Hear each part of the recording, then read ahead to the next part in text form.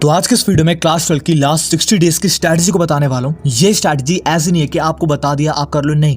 आप चाहे कोई भी हो, कैसे भी हो, किसी भी कंडीशन के अंदर हो, इन टिप्स को बस फॉलो कर लोगे ना, तुम्हारा सिलेबस ऑटोमेटिक कंप्लीट होगा। काफी बंदे कहेंगे भाई ऐसा, भाई होगा, एक्चुअल में होगा, क्यों म्यों कुछ मत लगाओ कि यार कैसे, कुछ नहीं होगा, तुम्हारा सिलेबस एक्चुअल में कंप्लीट होगा। क्योंकि मैं इस समय तुम्हें एक्चुअल में समझ पा रहा हूँ, ये तुम्हारी लास्ट क्लास है। इस बात को समझो। पूरी जिंदगी तुम स्कूल जाते रहे, खिंच चुन के 2-4 महीने बचे तुम्हारे पास। इन 2-4 महीने के बाद स्कूल कभी वापस नहीं आएगा। कम परसेंटेज में पास होगे, ज्यादा परसेंटेज में पास होगे, कोई मैटर नहीं करता, लेकिन एक रिग्रेट होता है जो तुम्हें पूरी जिंदगी बना रहेगा। मेरी बात को समझो। तुम में से काफी बंदे फिर से कह देंगे भाई अब CUET का जमाना आ चुका, तो क्या बातें कर रहा है। जानता हूं, लेकिन CUET के अंदर सिलेबस क्या आने वाला है? कोई बाहर का सिलेबस आएगा या कोई आपको अलग ही क्वेश्चन पूछने वाले हैं? यही सब पूछा जाएगा ना जो आप पढ़ रहे हो इस टाइम पे।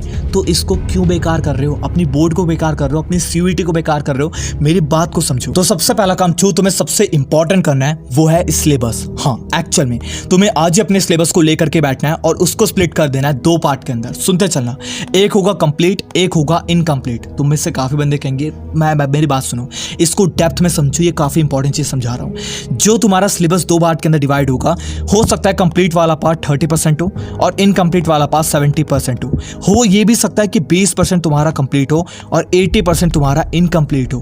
क्योंकि कंप्लीट वाली श्रेणी तुम्हारी एक्चुअल में कम होती है, बट तुम समझते हो कि यार ये चैप्टर मेरा कंप्लीट है। तुमने किसी भी चैप्टर को पढ़ा, 1 हफ्ते बाद अगर मैं तुमसे वही चैप्टर पूछूं और तुम्हारे दिमाग में ये हो कि एक बार फिर से रिवाइज करने दे, समझ जाओ वो चैप्टर कंप्लीट नहीं है, उसको इनकम्प्लीट की श्रेणी में डालो। आंख बंद करके कोई भी सवाल पूछे और तुम्हें याद है, उसको कंप्लीट वाली श्रेणी में डालो, वो होगा तुम्हारा एक्चुअल वाला कंप्लीट चैप्टर। अपने साथ फेयर करो यार, रियलिटी को पता करोगे तभी हार्ड वर्क होगा, वरना सारे चैप्टर तुम्हारे कंप्लीट की श्रेणी में आते हैं, इनकम्प्लीट में तुम्हारा कुछ नहीं आता, जिसकी वजह से एग्जाम में काफी कम परसेंटेज और कुछ चैप्टर कंप्लीट होता ना CUET ना जी, कुछ भी तुम्हारा एक्चुअल में नहीं निकल पाएगा अगर तुम अपने साथ रियलिटी नहीं करोगे। ये बात को समझो, काफी इंपॉर्टेंट है।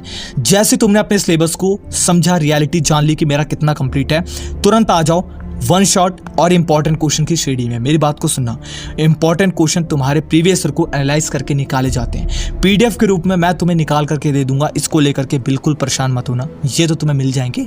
बट बात आती है 1 शॉट की, जिसके अंदर तुम्हें लेक्चर देखना है एक ऐसे टीचर से जिसका तुम्हें एक्चुअल में समझ में आए। मैं यहाँ पर ये चीज आपको फुल छूट दे रहा हूँ, टीचर वही होना चाहिए जिससे तुम्हें एक्चुअल में समझ में आए। ये बात को समझो, वरना लेक्चर तुम्हारे किसी काम का नहीं होगा अगर तुम्हें टीचर का कुछ नहीं समझ में आ रहा। अगर मुझसे पूछ रहे हो तो मैं आपको अभी रेकमेंड कर सकता हूं, कॉमर्स वाले बच्चों का सॉल्यूशन है बस, ठीक है, क्योंकि मेरे पास कॉमर्स का ही है अभी।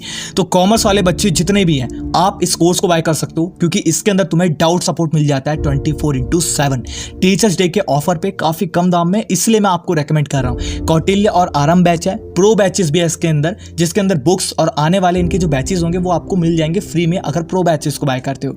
लेकिन इसके अंदर जो notes, DPP, test series, PDF के द्वारा आपको सब कुछ प्रोवाइड कर देना और डाउट सपोर्ट, ये सबसे इंपॉर्टेंट, इसलिए मैं आपको रेकमेंड कर रहा हूं। कर सकते हो बाय, TOU 200 लिख दोगे, 200 रुपीज का और डिस्काउंट है। तो कॉमर्स वाले बच्चों का तो कंप्लीट सॉल्यूशन है यहाँ पर। लेकिन अगर आप किसी और स्ट्रीम से बिलोंग करते हो, उस कंडीशन की बात करूं तो आप अपने टीचर्स को बेस्ट चुनने की कोशिश करो। इसके बाद जो इसी के अंदर सबसे इंपॉर्टेंट चीज आती है वो आती है भाई नोट मेकिंग की।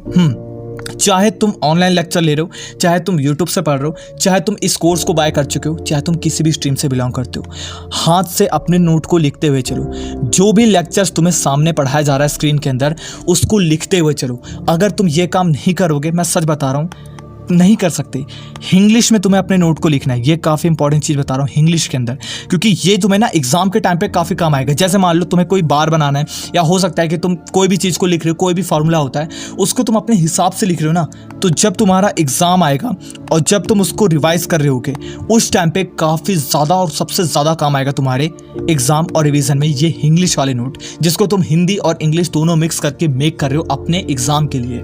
चाहे तुम्हें इस कोर्स को बाय करने के बाद नोट्स हाथ में ना मिल जाए, लेकिन तुम अपने हिसाब से लिखने की कोशिश जरूर करना, प्लीज करना, बहुत आगे जाओगे, सच बता रहा हूं। इसके बाद UT और मिड टर्म एग्जाम, इन दोनों को बिल्कुल हल्के मत लो, ये तुम्हारे काफ़ी इंपॉर्टेंट है। हर एक एग्जाम को, चाहे वो छोटा हो चाहे बड़ा हो, अच्छे से देने की कोशिश करो। अगर नहीं समझ में आ रहा, कुछ नहीं आ रहा समझ में, तो आप मुझसे कमेंट बॉक्स में इंस्टाग्राम पे मैसेज कर सकते हो। टूरिज्म स्टडी करके मेरा एक अकाउंट होगा, आप यही आइकन लगा होगा, आप वहाँ पर मुझसे कोई भी सवाल कर सकते हो, कभी भी आपको किसी भी चीज़ को लेकर के कोई सवाल होता है। लेकिन अपने मिड टर्म को, UT को बहुत अच्छे से देने की कोशिश करो। इंपॉर्टेंट क्वेश्चन ला करके दूंगा, बिल्कुल परेशानी वाली बात नहीं है, फ्री में दूंगा, फ्री में, बिल्कुल फ्री के अंदर। इसके बाद लास्ट जो टिप आती है वो आती है कंसिस्टेंसी फॉर 60 डेज। जैसे मैंने तुम्हें बताया कि 2 महीने के अंदर तुम्हें अपने सिलेबस को पूरा कंप्लीट करना है। कैसे करोगे? कैसे? कंसिस्टेंसी के द्वारा। आज तुम पढ़ रहे हो, 5 दिन का गैप ले लिया, उसके बाद छठे दिन बैठ रहे हो, भाई कैसे होगा कंप्लीट? 1 दिन बैठे, 2 दिन बैठे, 3 दिन बैठे, 4 दिन बैठे, 5 दिन बैठे, 6 दिन बैठे, तो ऐसे 60 दिन पूरा कंप्लीट हो, तब मानना कि मैं बहुत बड़ा वो हूँ। हो सकता है कि तुम 1 से लेकर के 25 दिन तक बैठ गए, लेकिन उसके बाद जब एक बार तुम बिगड़ गए ना, एक बार तुम्हारे अंदर अहंकार आ गया, मैंने कर लिया, ये 60 दिन तक पहुंचेगा ही नहीं। जब ये 60 दिन कंप्लीट हो तब भी अहंकार मत करो। तब सोचो मेरा एग्जाम आ रहा है, अब मुझे और आगे का टारगेट बनाना है।